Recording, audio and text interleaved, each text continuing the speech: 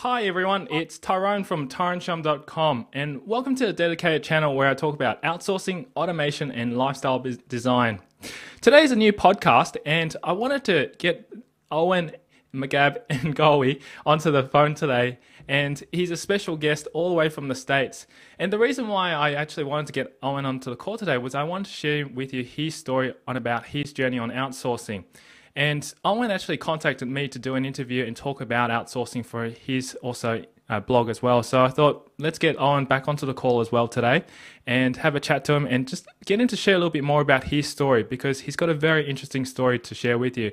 And no doubt, anyone out there who's wanting to also get into outsourcing, you can definitely hear Owen's story as well too. So Owen, thank you so much for coming onto the call today.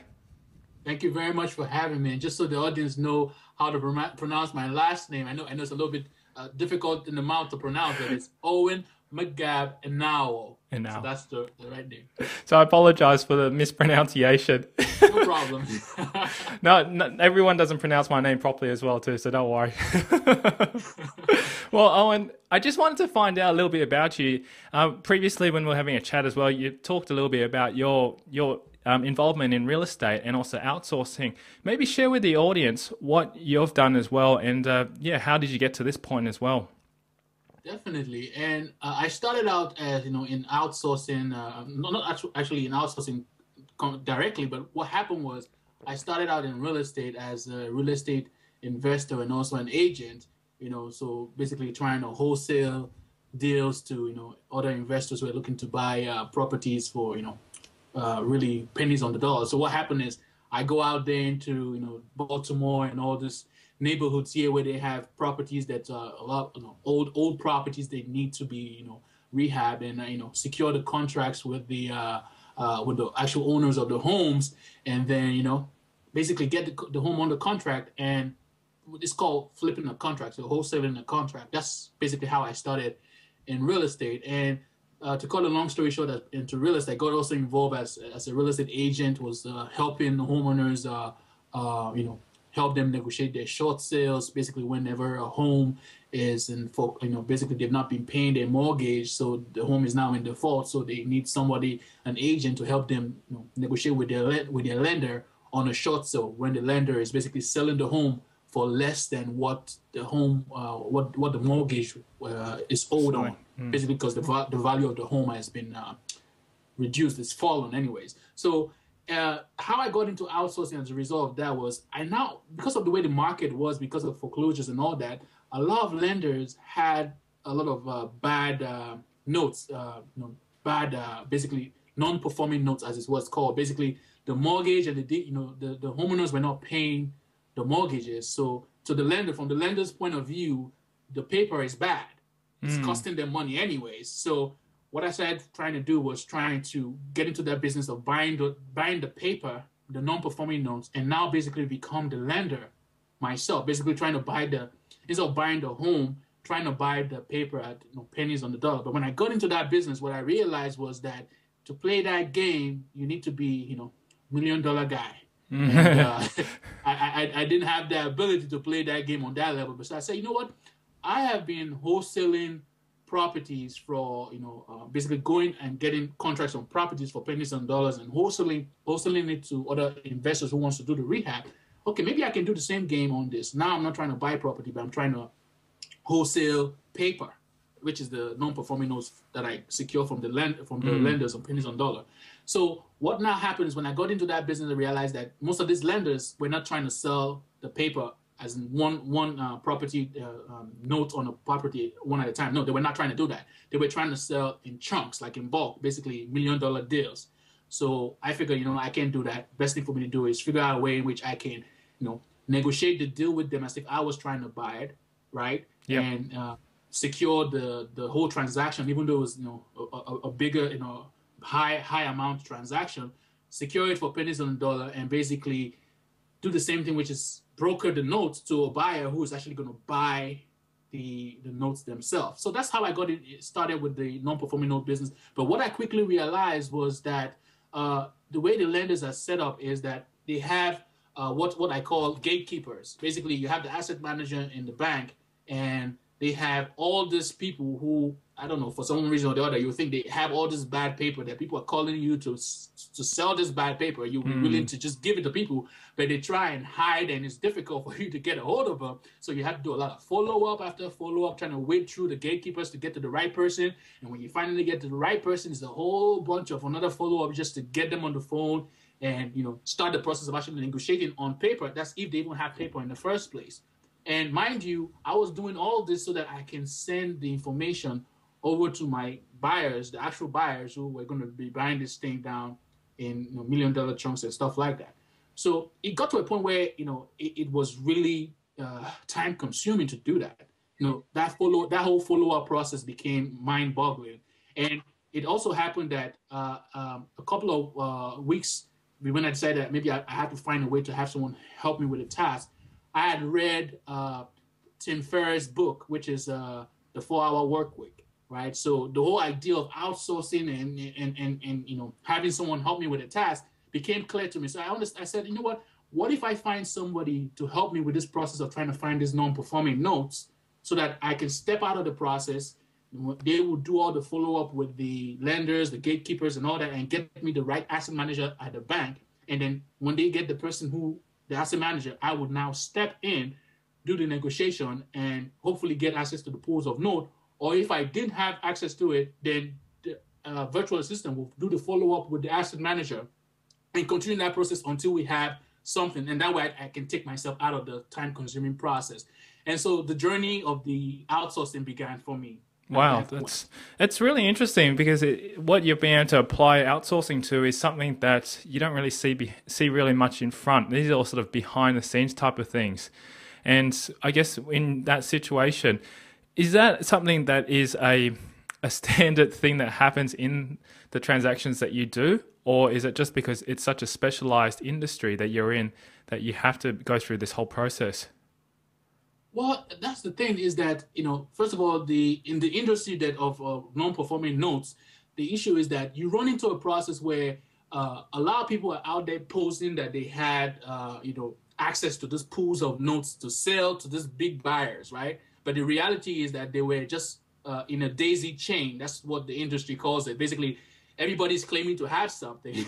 Everybody's claiming to have something, but nobody really has access to the data or the tape. That's what they call them, tapes, which is just Excel files with details about the loan, the name of the person, the amount owed, and all of that. So it's usually, you know, an Excel file with all that data. Sometimes they back the Excel file with actual physical copies that they might send out to you of the actual deed itself and the promissory note, or it might be digital copies. So all those things together is what they call the tape, you know, the information that you need to do your analysis of if you should even buy this in the first place. So in this industry, it's packed with a lot of people claiming to have stuff, you know, which is tapes, but they don't really have it. And so they now create this daisy chain where everybody, I'll tell, oh, I have this, you have that, and they have access to the asset manager. And before you know, there's this whole daisy chain, but nobody really has access to anything. So from the buyer's standpoint, the guy who can actually buy this, you know, $1 million chunks of non-performing note, it becomes tiresome to them, because when they find somebody who's claiming to have direct access to the asset manager, when they get that conversation started, after spending all that time, they realize that there's nothing. Yeah. You know, so they don't have anything. Everybody's wasted their time. And from the perspective of the guy like myself who was trying to broker the note, it was kind of like, okay, you spend all this time trying to create this relationship with these lenders, because guess what? The asset managers were not easy to get a hold of in the first place. The asset managers, you had to go through, you know, basically dig through all the gatekeepers, you know, create relationship with the gatekeepers so they can give you the right information you need to even get to the right person and do all that process. And now you get access to this non-performing notes. What you need at this point, it's somebody who can actually close a deal. And you don't need a guy who's posing to be a buyer who actually is part of another daisy chain of buyers. Yeah, that's the last thing you want. Exactly. So that's the last thing you want. So that's how, you know, I decided, you know what, basically outsource my part of the getting that relationship with the asset manager. And initially what I was doing was I was actually okay being the guy who, when I've gotten access to the pool of notes, just outsource, basically sell, you know, broker the notes to the end buyers. But because that business also is a game of numbers where, you know, you have to get so many notes in front of potential buyers, and it's up to the buyers to actually to buy. It now becomes a thing where I've spent all that time creating that relationship, send this thing to the guy who I think is a buyer, who actually is a buyer, but for one reason or the other cannot come to an agreement with the lender that makes sense for them, and as well as the asset managers. So now I'm stuck. I've done all that stuff, created that relationship, sent out notes, but no sale is done, and I'm stuck. I didn't make any money.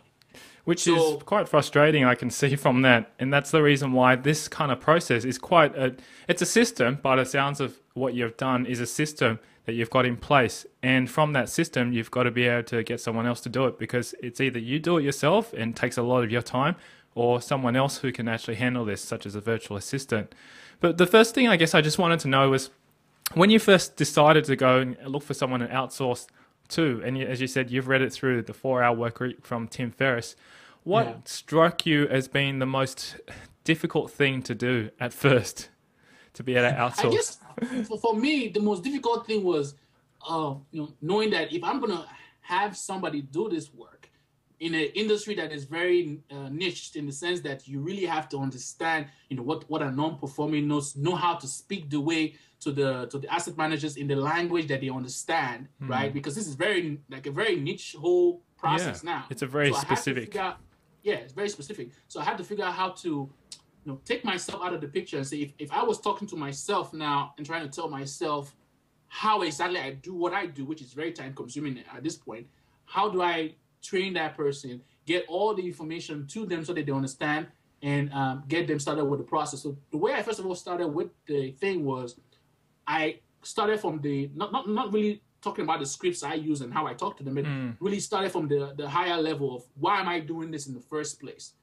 Explaining the whole process. How does a note become a non-performing note, so that they understand. So you understand what I'm saying is, I didn't go and jump into, okay, you just call the lender, you say this, say that. I went into the whole process of, what is this whole business about? Explaining it to them from the top level, because now you're trying to get someone into a business that they had no idea even existed in the first place. So for me, the best thing to do at that point was to give them a refresher of the entire industry, why the industry is what it is, right? And then at that point, when they understood the higher level of what I was talking about, then I could now dig in and tell them, okay, how do you go about calling people? What do you say? What scripts do you use to get it done? And so the challenge, like the question you asked, was, trying to realize how best to go through the process of doing it. It took me some time, but I figured that that's what I was going to do at the end. Because, it's definitely not something that is the norm out there. I mean, I couldn't just say, hey, Mr. Virtual Assistant, please start taking over my calls, and hopefully they'll be able to handle all that. So you have to actually find someone quite specific.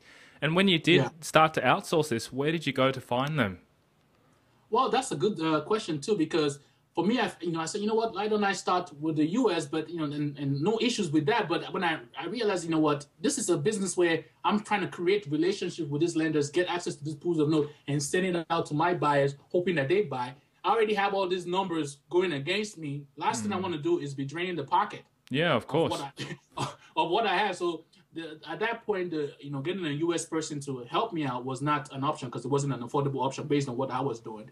So, in the Tim Ferriss 4-Hour Workweek book, he talks about how, you can go to, other countries like India, China and all that to get, virtual assistants. So I went through the process myself, using sites like Elance, Odesk and all that, and even trying to even go very specific to, like Craigslist, how you can get Craigslist, yes, and then you get in Philippines of the country. So I started trying to do that, and the journey for me was, I went through India, and no problem with India. They're very good people there. They do a lot of good job. But the problem was, because this task involved a lot of phone conversation with people, the accent thing became an issue. I already have an accent myself. So if I got someone who has a stronger accent than me, oh boy.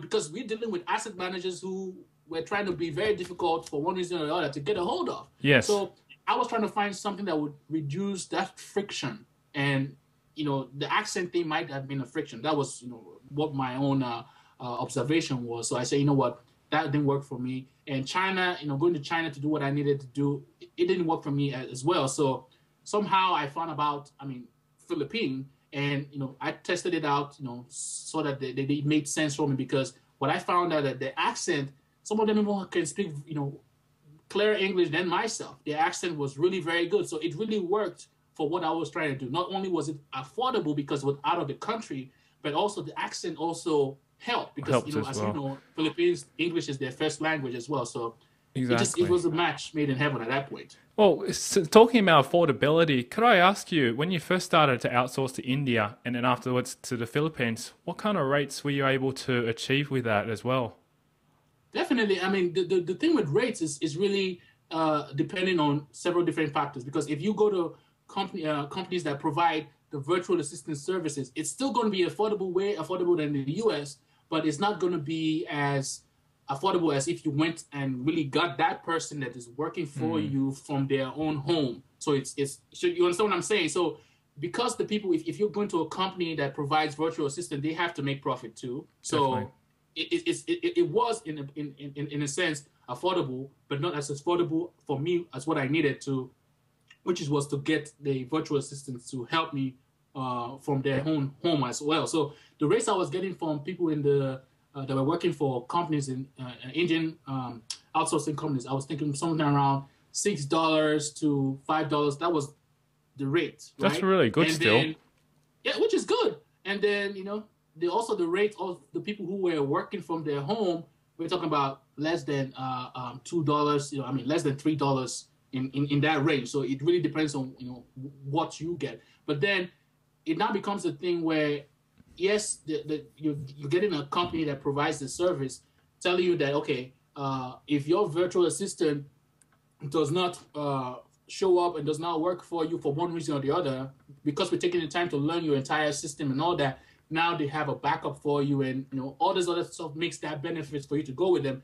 And then yes, the other option was way more affordable, way cheaper, but you also have to deal with the fact that if they're not around, because these are not countries like the U.S. where power is always stable. Sometimes things might happen. You run out of the power. There's an outage. There's no internet, whatever, and then certain things are on hold because that person who's working for you from home is not able to. So at that point, I didn't even care about all that disadvantage. At that point, it just made sense for me to go with that option of finding someone that would work for me from home.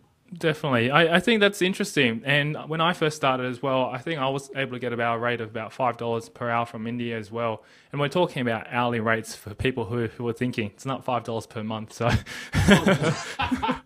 I don't think any country even does that. So yeah, that's a pretty good rate, especially when you're working with a company as well. When I was actually hiring people directly from the Philippines, I was able to get roughly working with a company, a virtual assistant company, for about $4 an hour. So paying roughly about $3 an hour and under for someone working for you full time, that is one of the benefits as well.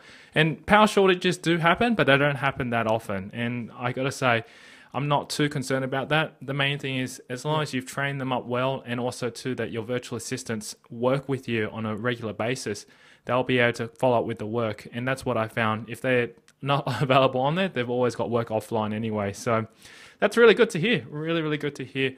And since then, definitely. So the journey now goes to a situation where at that point I say I don't want to get somebody from India just because of the language barrier of what the task. If it was maybe programming, graphic design, or something else that was not really where they had to be in front of my potential client, which in this sense was the asset manager, it would have been a good fit. But at this point, I needed someone that the language was not a problem. So somehow found about Philippines and went into the process of trying to find someone from the Philippines. And to be honest with you, the person I started out using from the Philippines, I found the person through Odesk, which is a service that allows you to, it's kind of like Elance, where they have a lot, you put a project in there, and basically you tell them what you want them to do for you, and then they all bid on the project. You interview people, and then you choose the best person for your task. So that's how I even found the first person I used from the Philippines to start the process. That's excellent.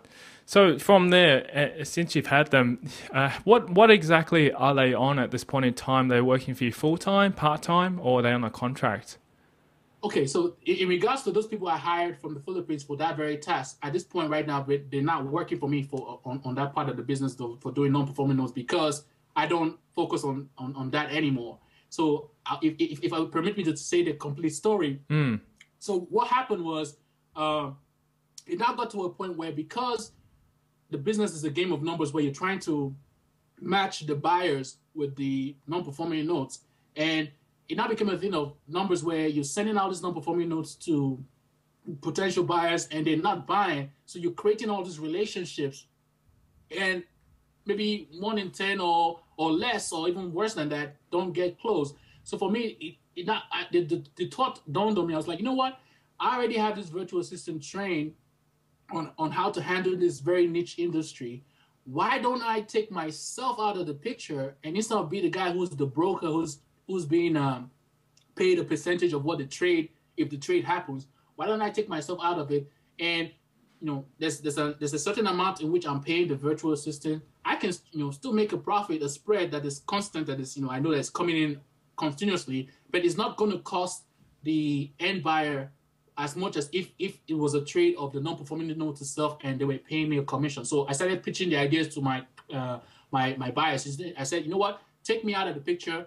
I can provide you the VAs who are doing the work for me, and then you're paying them this rate per hour to do the work for you.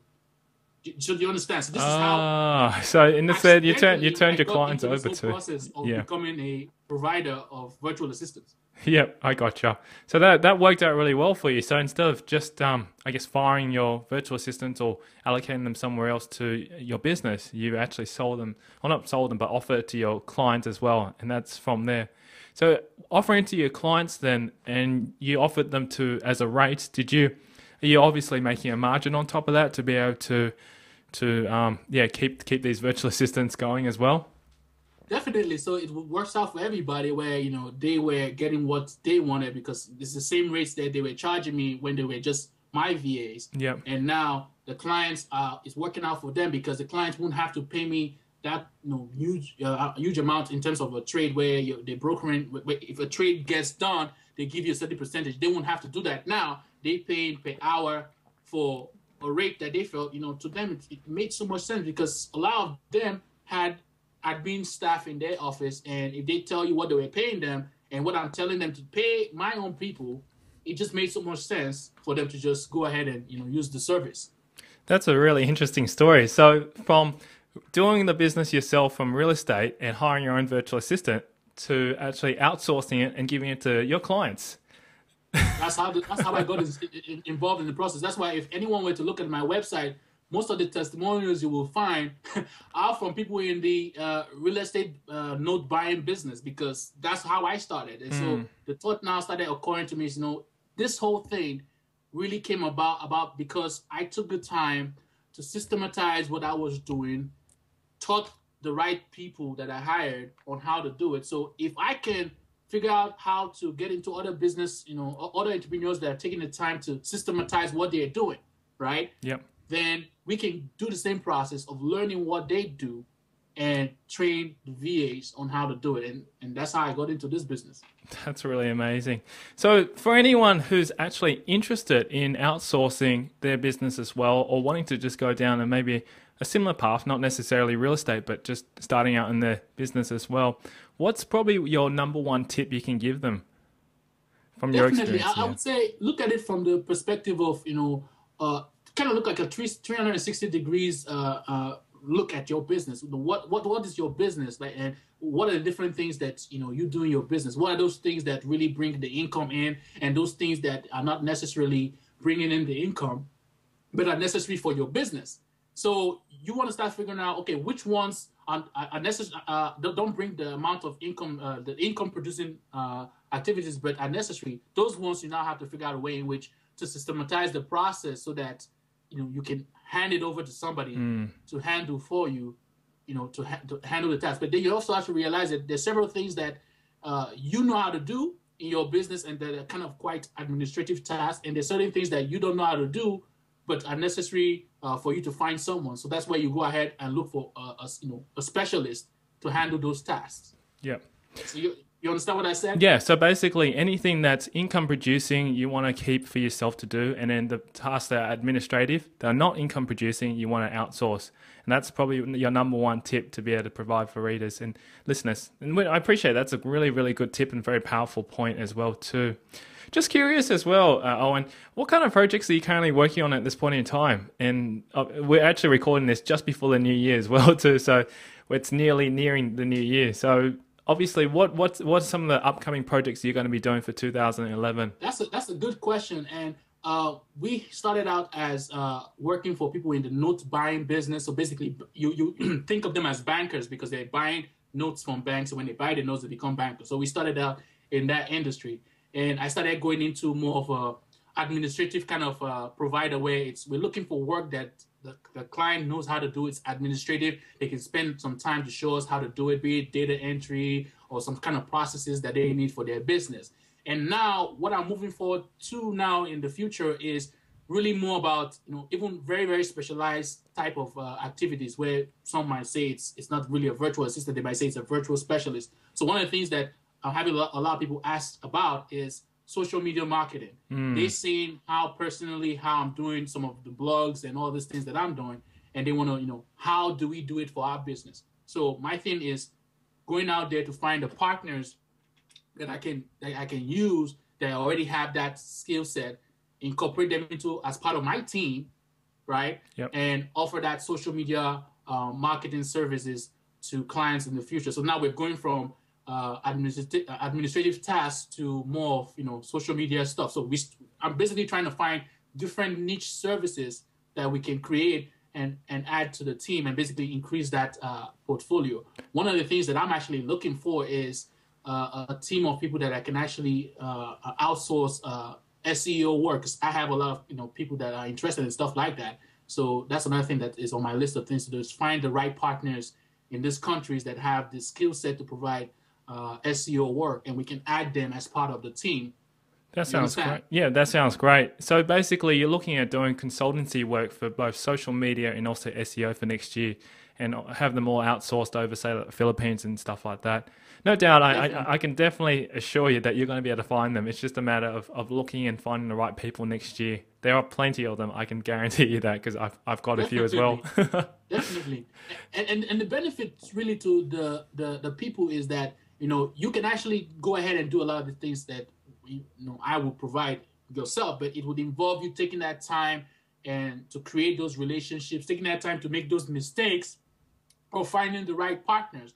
Or you can go through the other route of going to somebody who already has established a team of people that provides certain kind of tasks for you, and then you can jump through that, having to make that mistake on your own. Either way, Yeah. That's how I view it. You can either learn it yourself and make the mistakes, and which is not bad. You can learn a lot of things from mistakes, or you can choose not to waste that time, go to somebody who already has a team in place to handle several tasks and have them do it for you. Absolutely. And that's the way outsourcing really works. If you can leverage the power of outsourcing, you can save a lot of time. You don't have to know it, and you don't have to learn it. So I definitely can see that you've got a huge potential there. Well, excellent, Owen. I really appreciate you coming on to the interview today. Also, how can people get in contact with them if they want to find out some of your services and potentially any of your SEO or social media services for next year? Definitely. And I really appreciate you giving me this chance to tell them how to get a hold of me. And what I want them to do is come to my blog, because one of the things I do is I'm interviewing entrepreneurs such as yourself that have experience with outsourcing in their business, so that they can come on my blog and talk about what they're doing and how they use virtual assistants in their business, how they outsource tasks in their business, so that I can give my listeners a chance to basically relate to that other business owner and see how it works for them, so that they can take that example and see how they can apply it to themselves. So what I want them to do is come to the blog, and that you can get access to the blog by going to www.hireyourvirtualassistant.com/blog. So that's basically /blog. Yep. And that's the best way to get a hold of me. And you get there, you get video interviews with entrepreneurs about various topics about lifestyle design, virtual assistant, outsourcing, and even some of them come on there to talk about how they build their business, so their entrepreneurship journey, of how they became who they are, so we can learn how to be successful like them too. And if you want to get access to me via social media, you can go on Twitter. I love Twitter because it allows me to just engage with people from my phone. So that's the best place on social media, and that is twitter.com Yep. /Hive Assistant. That's HYVASSISTANT. Or people would just say the ampersand sound at Hive Assistant. Excellent. HYVASSISTANT. Awesome. Well, Owen, I'll definitely put those links below there so that anyone who wants to get in contact with you, and definitely check out his YouTube channel as well. Owen's got a lot of great interviews. I checked them out myself. So I'm keen to actually go through them myself to have a look at all these other interviews he's done. And I really, really do wish you all the best for 2011. And thank you so much again for coming on to the call today. It was a pleasure to interview you today. Thank you very much. I forgot I was actually wearing the shirt. So if they want to see the place to meet me on Twitter, can you see it? Yep, I can see it loud and clear. Okay, so just go there and find me. Thank you very much. Thank you again.